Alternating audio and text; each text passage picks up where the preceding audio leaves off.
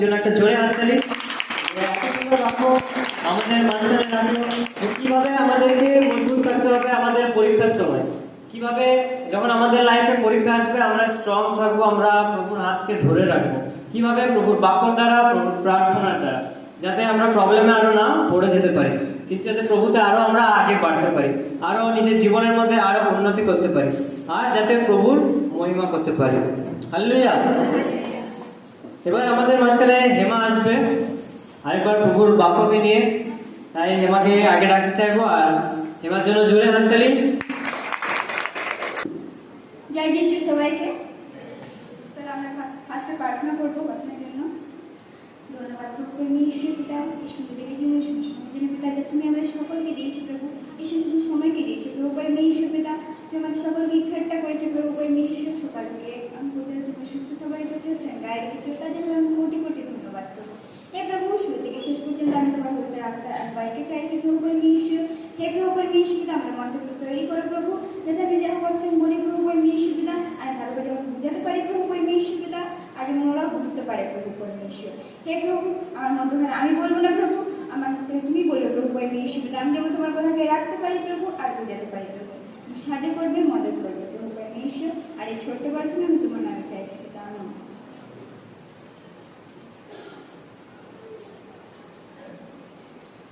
তো আজকে আমরা দেখবো যোহনের তার 15 অধ্যায় 1 থেকে 27 পদ।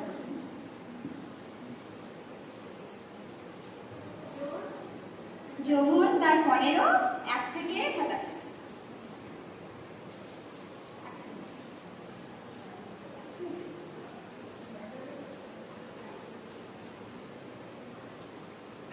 পড়ছি। যিশু বললেন, আমি প্রকৃত অঙ্গুরলতা, আর আমরা পিতা আঙ্গুর ক্ষেত্রে প্রকৃত কৃষক। এখানে প্রভু যিশু কি বলছে, যে আমি আঙ্গুরলতা আছি আর ঈশ্বর আছে কৃষক, সে অঙ্গুরলতা। আমার যে শাখাতে ফল ধরে তিনি তা কেটে ফেলেন, আর যে শাখাতে ফল ধরে তাকে আরো বেশি করে ফল ধরার জন্য তিনি তা ছেটে পরিষ্কার করে দেন। এখানে প্রভু ফলের কথা বলছে। তো আমরা প্রভু শাখা আছে আর আমরা তার ডালপালা আছি যেখানে ফল ধরে। তো এখানে প্রভু বলছে, এখানে ফলের কথা কি বলছে, যে আমরা কি প্রভুতে চলছি ঠিক মতন করে, আমরা কি তার বচনে মানে সজ্জিত আছি, তাতে ভালো করে চলছি, তার বচনকে মনে রাখছি, না শুধু আমরা যেমন আকৃতি বললো আমরা যখন বচনটাকে নিয়ে পড়ে রেখে দিই সেই রকম কিছু একটা। তো এখানে কি বলছে, যেখানে ফল ধরে না সেখানে প্রভু কি করবে, কেটে ছেটে ওকে বাদ দিয়ে দেবে। যদি কোনো একটা ফল হয় আমাদের মানে ঘরে কোনো ফল আছে, যদি ওর মধ্যে কিছু ফল খারাপ আছে, তো আমরা কি ওটাকে খাবো না, আমরা ওটাকে ফেলে দেবো, কারণ ওটা খেলে আমাদের ক্ষতি হবে বা পেট খারাপ করবে। সেই রকম আমরা যদি প্রভু বচনে থাকবো না, মানে অন্য রাস্তায় যাবো, সেই রকম তাহলে কি আমাদের প্রভু মানে আমাদেরকে নিজের সন্তান বলে ভালোবাসবে, সে কি করবে, আমাদেরকে কেটে ছেটে আলাদা করে দেবে। কিন্তু যদি ভালো ফল থাকবে আমাদের জীবনের মধ্যে, তাহলে প্রভু কি করবে, কেটে ছেটে তাকে পরিষ্কার করে আরো ভালো বানাবে। তো আমরা কিসের মতো হবো, আমরা খারাপ ফল হবো না ভালো ফল হবো, আমরা ভালো ফল হবো, যাতে প্রভু আমাদেরকে আরো কেটে ছেটে পরিষ্কার করে যেমন আমরা আরো ফলদায় খেতে পারি, আমরা আরো ফল দিতে পারি ভালো ফল। তারপরে প্রভু বলছে, আমি তোমাদের যে শিক্ষা দিয়েছি তা ফলে তোমার এখন সূচি হয়েছ, তোমরা আমার সঙ্গে সংযুক্ত থাকো আর আমিও তোমাদের সঙ্গে সংযুক্ত থাকবো। শাখা যেমন আঙ্গুর লতার সঙ্গে সংযুক্ত না থাকলে ফল ধরতে পারে না, তেমনি তোমরাও আমার সঙ্গে সংযুক্ত থাকতে ফলবন্ত হতে পারবে। আমরা যদি প্রভুর বচনে বাক্যতে বা প্রভুর সাথে যুক্ত না থাকতে পারি, তার সাথে আমরা কথোপকথন না করতে পারি প্রার্থনা দ্বারাই বা বচনের দ্বারাই, তাহলে কি আমরা প্রভুর সাথে যুক্ত থাকতে পারবো? যুক্ত থাকতে পারবো না। তাহলে কি করতে হবে, সবসময় আমরা বাক্য পড়বো, তার বচনে থাকবো, তার মণ্ডলীতে যাব। শুধু আমরা বচন করে শিখে আমরা ঘরে বসে থাকবো না, আমরা তার বাক্যকে এগিয়ে নিয়ে যাব। আর যাতে আমাদের জীবনে আশীষ আছে, আর আমরা যাতে প্রভুর সাথে থাকতে পারি, আর প্রভু যাতে আমাদের মধ্যে থাকতে পারে। তো আমরা সবসময় প্রভুর সাথে জড়িত থাকবো। আমি অমূল্যতা আর তোমার শাখা যে আমাকে সংযুক্ত থাকে, সে প্রচুর ফলবান হয়, কারণ আমাকে ছাড়া তোমার কিছুই করতে পারবে না। এই প্রভু কি বলছে, আমরা যদি প্রভুর সাথে সংযুক্ত থাকি, তাহলে আমরা আরো প্রভু আমাদের কথাগুলো নিয়ে আরো ফল পাবো, আমরা আরো নতুন নতুন আশীষ পাবো, তার কাজে পারবো, তার আরো চিহ্ন চমৎকার করতে পারবো। আর প্রভু যেমন বলেছে বচনে যে যখন প্রভু শিষ্যরা ছিল, তখন তারা কি এত চমৎকার দেখতো, কিন্তু তাও বিশ্বাস করতো না, তাও তারা ভটকে যেত, তারা দামুকে যেত। কিন্তু তারপরে প্রভু বলেছে, তারপরে ফিরে আসবে যে আমরা আছি তার বাক্যতে, তার স্তুতিতে, তার আরাধনাতে আমরা তাকে বিশ্বাস করব। তো সেই রকম আমরা নিজে আমরা কিছু করতে পারি না যতক্ষণ না আমাদের প্রভুর সাথে থাকে। তো আমরা কখন সেটা করতে পারবো, যখন আমরা প্রভুতে সচেতন থাকবো, প্রভুর সাথে থাকবো, প্রভু বচনে চলবো, তার মণ্ডলীতে বেরোবো, আর আমরা জনজনের কাছে তার সুসমাচারকে প্রচারকে দেবো। আমরা নিজের কাছে সেই জ্ঞানটাকে রাখবো না, আমরা সকলের কাছে সেই জ্ঞানটাকে দেবো, যাতে ওরা জানতে পারে আর আমরা প্রভুর কার্য করতে পারি। সেই রকম যদি কেউ আমাদের না থাকে, তবে তাকে শুকিয়ে যাওয়া শাখার মতো ছুঁড়িয়ে ফেলা হয়। তারপর সেই সব শুকনো শাখাকে জড়ো করে তা আগুনে ছুড়িয়ে দেওয়া হয়। যদি কোনো শাখা খারাপ হয়ে যায়, সেটাকে আমি ঘরে রেখে রাখবো? যদি কিছু খারাপ জিনিস থাকে, যদি কিছু হোক আমাদের ঘরে এরকম অনেক কিছু আবর্জনা থাকে, আমরা কি আবর্জনাকে ঘরে রাখবো? রাখবো না, আমরা তাকে ফেলে দেবো বা জ্বালিয়ে দেবো। আমরা শুধু ওটাকে রাখবো না ফেলিয়ে, কারণ আমার তো ওটা কিছু কাজের নেই। তো আমি ওটা কেন রাখবো বাড়িতে? যদি আমার ওটা কিছু কাজে লাগছে না, তাহলে তো আমি ওটাকে ফেলে দেবো, জ্বলিয়ে দেবো, আমার তো কোনো কাজে নেই। তো সেই রকম আমরা যদি প্রভুতে না থাকি, আর প্রভুর বাক্যে না থাকি, প্রভুর বচনে না থাকি, তাহলে প্রভু আমাদেরকে কি করবে? হাঁটিয়ে দিয়ে প্রভু আমাদেরকে দেখবে না, কারণ আমাদের মধ্যে কোনো ফল নেই আমাদের জীবনের মধ্যে। আমরা যদি প্রভুর বাক্যতে না থাকি, তার বচনে না চলি, তার প্রার্থনাতে না থাকি, তার মণ্ডলীতে না থাকি, শুধু ঘরে বসে থাকি আর ওখান থেকে বচন করি, এটা হবে না। আমাদেরকে বাইরে বেরোতে হবে, আমাদেরকে প্রার্থনা করতে হবে। আমরা তবে প্রভুতে আগে বাড়তে পারবো, যতক্ষণ আমরা বাইরে বেরোবো, তবে তো আমরা নিজেকে যাচাই করতে পারবো যে আমরা প্রভুতে কতটা বাড়ছি। তো আমাদেরকে বাইরে বেরোতে হবে, প্রভুর বচনকে নিয়ে চলতে হবে, প্রার্থনা করতে হবে, স্তুতি করতে হবে, যাতে আমাদের জীবনে আরো আশীষ আসে। আর আমরা যেমন ওই ফলের মতো না হয়, খারাপ ফলের মতো না হয়, আমরা যাতে ভালো ফল হতে পারি, আর আমাদের জীবনে আরো যেমন ফল ধরে।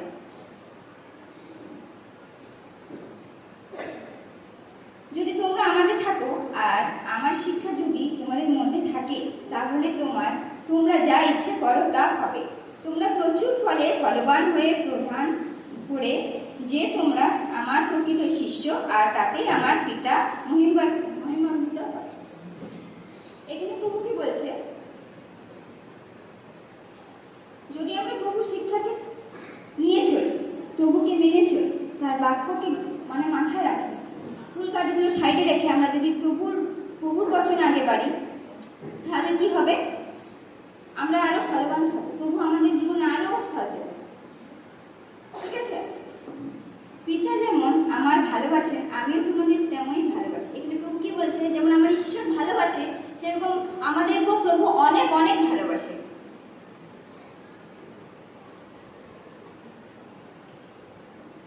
তোমরা আমার ভালোবাসার মধ্যে থেকো। প্রভু কি বলছে, তোমরা আমার ভালোবাসার মধ্যে থেকো, আমি আমার পিতার আদেশ পালন করি ও তার ভালোবাসায় আছি। এইভাবেই তোমরা যদি আমার পাশে আমার আদেশ পালন করো, তবে তোমরাও আমার ভালোবাসা থাকবে, আমাদের মধ্যেও তোমার মধ্যে ভালোবাসা থাকবে।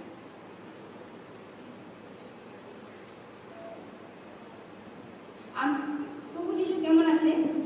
প্রভু যেমন তার ঈশ্বরের, তার পিতার সব কথাকে মেনে চলতো, তার আজ্ঞাকে পালন করতো, সে একজন কি ছিল? আজ্ঞাকারী ছেলে ছিল। আমাদের জন্য সে ক্রুশে চাপলো, একমাত্র ঈশ্বরের জন্য, আমাদেরকে উদ্ধার দেওয়ার জন্য। সেই রকম আমরা প্রভুর আমরাও যাতে প্রভু কখন আমাদেরকে ভালোবাসবে, আমরা কখন প্রভুর ভালোবাসার মধ্যে থাকবো, যখন আমরা তার আজ্ঞাকারী পুত্র বা পুত্রী হব। আমরা তার আজ্ঞাকে মেনে চলবো, ভুল কাজগুলো করবো না। আমরা তার বাক্যকে করবো, তার ভালো কাজকে করবো, তার বচনকে বলবো, তার মধ্যে থাকবো আমরা সব সময়। তবেই আমরা প্রভুতে বাড়তে পারবো, আর তার ভালোবাসা সবসময় আমাদের সাথে থাকবে। আমি এই কথা তোমাদের বললাম যেন আমার এই আনন্দ আছে তা তোমাদের মধ্যেও থাকে, আর এভাবে আদেশ আনন্দ যেন সম্পূর্ণ হয়। প্রভু যখন এই পৃথিবীতে ছিল তখন ঈশ্বরের মানে তার পিতার কাজে লেগেছে দুঃখ সুখ হয়ে করতো বা মন খারাপ হয়ে করতো না। সে ফুর্তিপূর্বক আনন্দ দিয়ে তার কাজকে করতো। সেই রকম আমাদের মধ্যেও যেমন সেই রকম আনন্দকে থাকে, আমরা সেই রকম আনন্দ ভাবে প্রভুর কাজকে আগে বাড়াই। কারণ আমরা আমরা আমরা এটাতে আরো খুশি থাকবো যে আমরা প্রভু আমাদেরকে চিনেছি তার বাক্যকে বলার জন্য, তার প্রচারকে করার জন্য, আর অন্ধকার থেকে আমাদেরকে টেনে নিয়ে আমাদের আলোকে নিয়ে এসছে, যাতে আমরা আরো আপনাকে বাঁচাতে পারি। সেই রকম আমার আদেশ এই, আমি যেন তোমাদের ভালোবেসেছি তোমরাও যেন তাকে যেমনই একে অপরকে ভালোবাসে। কিন্তু কি বলছে, যেমন প্রভু আমাদেরকে এত ভালোবেসেছে সেই রকম আমরাও যাতে সকলকে ভালোবাসি। আমাদের মনে যেমন সকলের জন্য ভালোবাসা থাকে, সেরকম ভালোবাসা না আমাদের মধ্যে ভালোবাসা। আমরা ঈর্ষা করবো না, রাগ করবো না একে অপরে, আমরা সবাইকে ভালোবাসবো, সাহায্য করবো। সেই রকম আমরা সবাইকে ভালোবাসবো, সাহায্য করবো, আমরা একে অপরের সঙ্গে সবসময় থাকবো, যাতে আমরা সকল মিলে আমরা প্রভুতে বাড়তে পারি। কারণ আমরা একটা সবচেয়ে বড় কথা, আমরা একটা পরিবার আছি। আমাদেরকে সবাই মিলে প্রভু আমাদেরকে ইচ্ছাটা করেছে, আমরা একটা পরিবার, আমরা তার সন্তান। তো আমরা সবারই ভাই বোন দিদি, আমরা একে অপরকে সবসময় ভালোবাসবো, আর আমরা সবসময় মনে রাখবো যে আমরা একটা পরিবার আছি, আমরা আলাদা নেই, আমরা যুক্ত আছি, আমরা তার পথে চলছি। তো আমরা আমরা সকলেই এক আছি। আমি তোমাদের আরো দাস বলছি না, কারণ বোস বলছি না, মনিব কি করে তা দাস জানে না, কিন্তু আমি তোমাদের বন্ধু বলছি, কারণ আমি তোমার কাছ থেকে যা যা শুনেছি সেই তোমাদের জানিয়েছি। আচ্ছা, একটা ঘরে যদি কেউ কাজ করে, তার চাকর থাকে, তো চাকরটা কি জানে যে মালিকটা কি করছে? জানবে না। তো সেই রকম কিন্তু এখানে প্রভু কি বলছে, আমি তোমাদেরকে দাস ভাবি না, আমি তোমাদেরকে নিজের সন্তান ভাবি। প্রভু যা করেন ভালো করেন, আর প্রভু আমাদেরকে সবকিছু জানিয়ে করে আমাদেরকে ভালোবাসে। সে দাসের মতন আমাদেরকে ট্রিট করে না, সে আমাদেরকে নিজের পুত্র, নিজের মেয়ে, নিজের ছেলে করে ট্রিট করে। তো আমরা কেন তার কথাকে শুনবো না, তার বাক্যকে মানবো না, বা তার পথে চলবো না? আমরা তার পথে চলবো। তোমরা আমার মনোনীত করি, বরং আমি তোমাদের মনোনীত করেছি, আমি তোমাদের নিয়োগ করেছি যেন তোমরা যাও ও ফলবন্ত হও, আর তোমাদের ফল যেন স্থায়ী হয়। এই আমার ইচ্ছা, তোমরা আমার নামে যা কিছু চাও পিতা তা তোমাদের দেবেন। এখানে প্রভু কি বলছে, যাতে আমরা আরো ভালো ফলবন্ত হতে পারি, আমরা যেমন একটা জায়গায় স্থির হতে পারি। প্রভুর বাক্যতে এক জায়গায় স্থির, যাতে আমরা আরো ভালো ফলবন্ত হতে পারি, আর আমরা যা চাই যেমন আমরা তার কাছে পেতে পারি। আমি তোমাদের এই আদেশ দিচ্ছি যে তোমরা একে অপরের ভালোবাসো। জগৎ সংসার যদি তোমাদের ঘৃণা করে, তবে এ কথা মনে রেখো যে সে প্রথমে আমায় ঘৃণা করল। আমাদেরকে যদি কেউ ঘৃণা করে, তাকে কি আমরা উল্টে ঘৃণা করবো? ঘৃণা করবো না, আমরা তাকে ভালোবাসবো। কারণ প্রভু আমাদেরকে শিখিয়েছে আমরা সকলকেই ভালোবাসবো। সে যদি আমাদের খারাপ করে, আমরা কোনোদিনই তার খারাপ করবো না, আমরা তার জন্য প্রার্থনা করবো। সে যদি আমাকে ঈর্ষা করে বা খারাপ কিছু মন্দ কথা বললো, সেখানে আমি দুটো গাল দিয়ে বা আরো কিছু কথা বলে চলে এলাম, সেটা আমরা করবো না। আমরা তাকে প্রভুর বাক্যকে দেবো, আমরা সবসময় মনে রাখবো। আর আমরা উত্তর দেবো না, আমাদের মধ্যে থেকে আমাদের ঈশ্বর উত্তর দিয়ে দেবে। কারণ সে আমাদের লড়াই, আমাদের ঈশ্বর লড়বে। তো এখানে আমাদের কোনো কাজ নেই, আমরা প্রভুর বাক্যকে চলবো, আর আমরা কাউকে ঘৃণা করবো না, আমরা সকলকেই ভালোবাসবো। ঈর্ষা করব না। তোমাদের যদি এই জগতে হোক, তবে জগৎ যেন তার অপছন্দে ভালোবাসে তেমনি তোমাদেরও ভালোবাসবে, কিন্তু তোমরা ও জগতের নও। আমি এই জগৎ থেকে তোমাদের মনোনীত করেছি, এই কারণেই জগৎ সংসারে আমাদের ঘৃণা করে। এখান থেকে কি করেছে প্রভু? আমাদেরকে এই জগৎ থেকে আলাদা করেছে।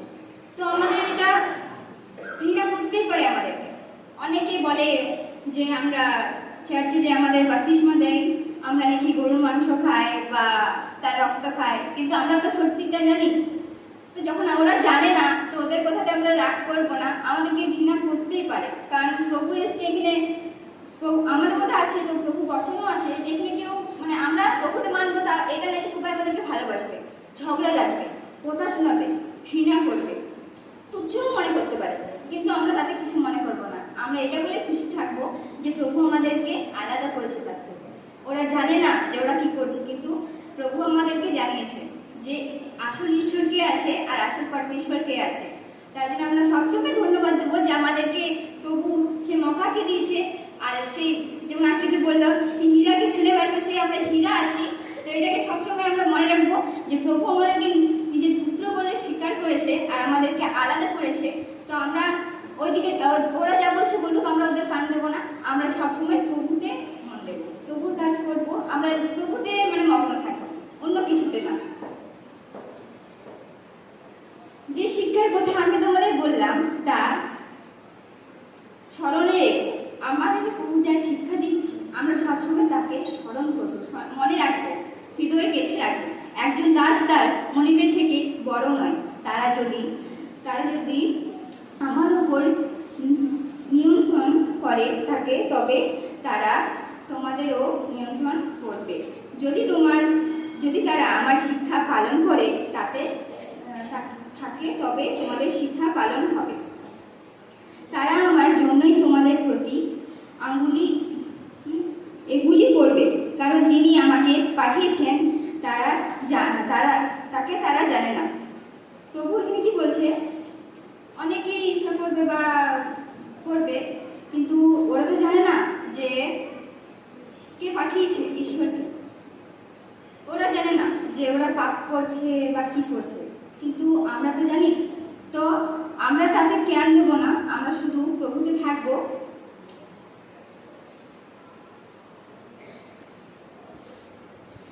আমি যদি না আসতাম ও তাদের সঙ্গে কথা না বলতাম, তাহলে তাদের পাপ হতো না, কিন্তু আমি এসেছি, তাদের সঙ্গে কথা বলেছি, তাই তাদের এখন পাপ থাকবার কোনো উপায় নেই।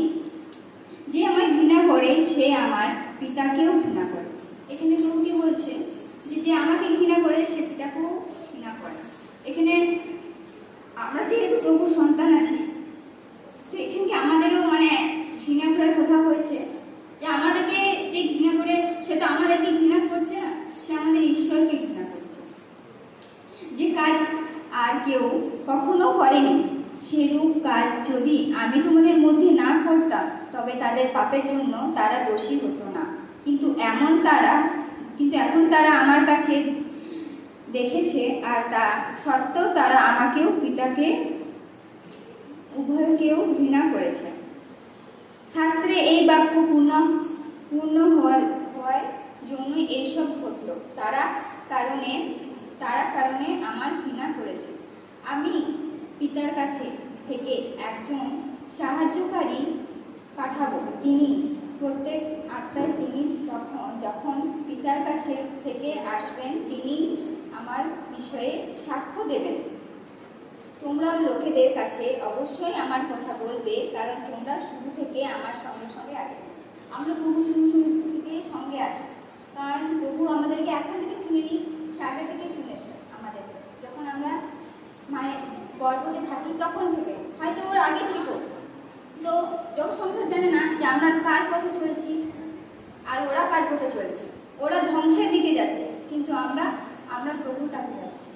তো আমরাও প্রার্থনা করবো যাতে ওরাও জানতে পারে, আর ওরাও যাতে অন্ধকার থেকে যেমন আমাদেরকে বের করেছে, সেরকম যেমন মানে ওদেরকেও আলোতে আনে। আর এই বছরের দ্বারা আমি কি শিখলাম? যে বসবো, আমরা আজ্ঞাকারী হবো। কে কি বলছে আমরা কান দেবো না, আর আমরা কি হবো, আমরা ভালো ফল পাবো। আমরা সবসময় প্রভুর বাক্যতে থাকবো, বচনে থাকবো, সজ্জিত থাকবো, তার মণ্ডলীতে থাকবো। সবসময় আমরা তার মধ্যে তার কার্য করতে আমরা সবসময় ফুর্তিমান থাকবো। আমাদের মনে দ্বিধাবোধ বা লজ্জা থাকার দরকার নেই, কারণ আমরা প্রভুর কার্য করছি। তো আমরা সবসময় ফুর্তিতে তার কার্য করবো আর তার আজ্ঞাকে পালন করবো, যাতে আমরা আগে খালি তার প্রিয় বা পুষ্টি